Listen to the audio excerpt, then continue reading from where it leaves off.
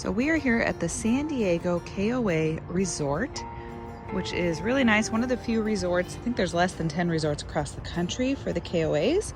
And the resorts are always nice because they have a bunch of extra amenities and features and things that we really like.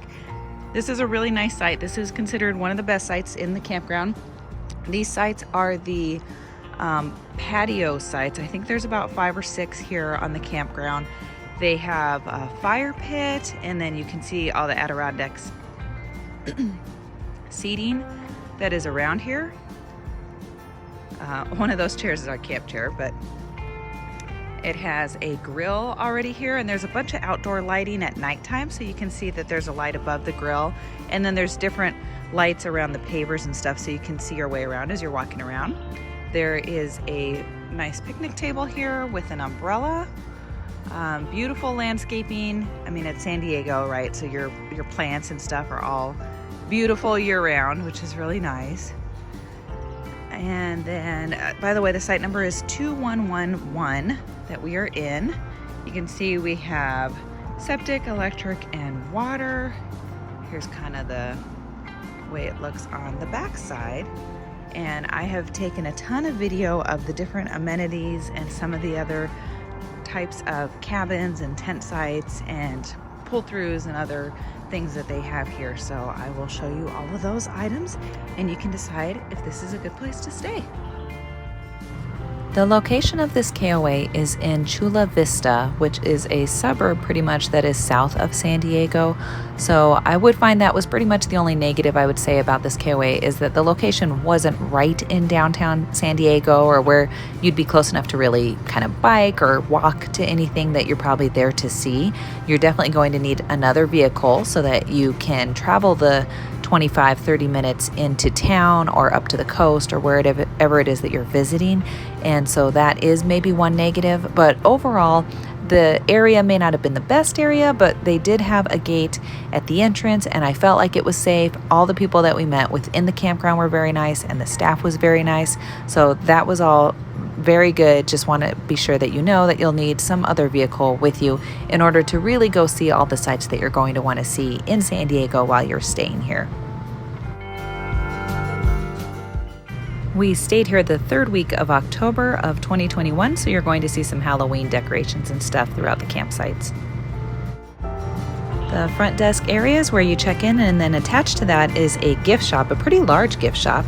Then they also have a big kind of street billboard thing that tells you all the different activities. There's a ton of activities here, and just back out there in the distance, you can kind of see where the highway's at, maybe not quite from there. You don't really hear too much of the highway noise. I didn't find it to be anything super bothersome. You do have a number of planes that fly over you, and that's just San Diego.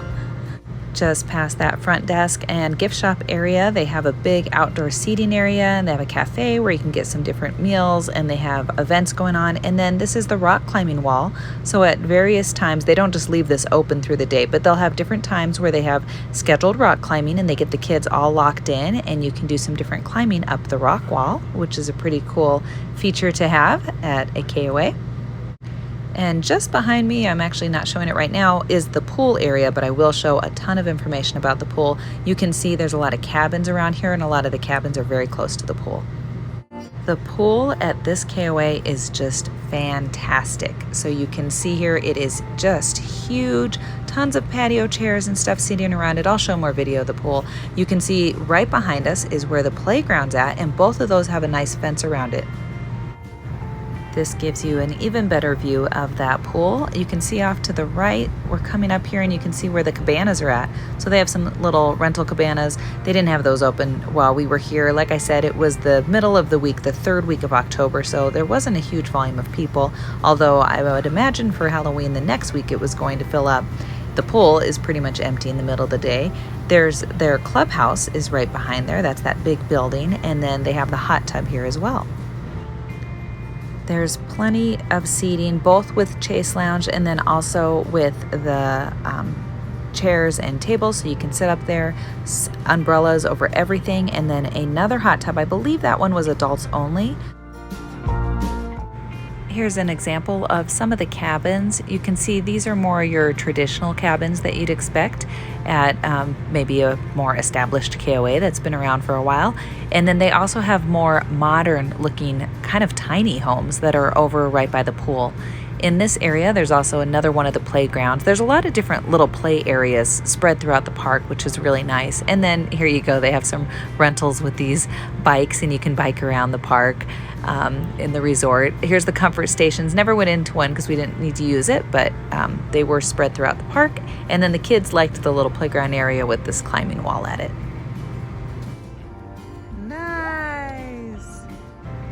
They also have some glamping options, so I guess you could consider this tent camping. They're pretty nice and they're already set up for you and everything is ready to go. But they do have these set up tents that are really nice, and those are some glamping options. And then there's your traditional open spaces where you can set up your own tent as well. And so we had some of those right next to us. Here's another view of some of the other cabins. These have a patio. These are a little bit larger, closer to the front of the park. Behind the pool, they also have that playground that I already showed you, and then they have an area where they kind of have a gazebo and some seating areas and some places you can play soccer and a little bit of a dog park. And the propane fill is over here as well. There was one of those large bounce pillows, and that was actually right by our site, which was a lot of fun for the girls to just be able to head over there and jump on that as much as they wanted, whenever they wanted. There actually were two, because they must be so popular and so full with kids all the time. In terms of pricing, it was about $140 per night for us to stay here. Now, California in general is pretty expensive when it comes to RV parks, and the kind of luxury RV parks in places that are highly desirable are even going to be higher. So that's a pretty typical price that you might pay in this area.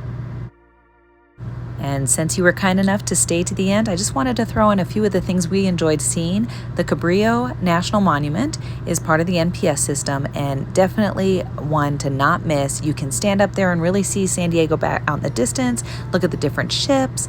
There's a lighthouse here, very skilled rangers, and there was a ranger program going on. We also then enjoyed going to Old Town San Diego, a lot of culture and exciting things. All Souls Day was coming up, so we have a bunch of that presence here. We also enjoyed the San Diego Zoo. We went there for one of the days. They had a bunch of Halloween events going on though, so it was really crowded, but really cool to see. The Maritime Museum is right on the coast, and that whole stretch along the coast is really cool to just hang out and see. And then we also went over to Coronado and hung out a little bit at the Del, which is a pretty hotel over there, a great place to get a bite and just enjoy the beach. So those were some of the highlights and things that we enjoyed. I hope this video was useful for you in deciding if the San Diego KOA is a good choice for you. Thanks for watching. If you enjoyed the video, you can give it a thumbs up. If you ask any questions, we try to get back to all those. And you can find us on Instagram and Facebook at RV Homeschool. Thanks so much for watching.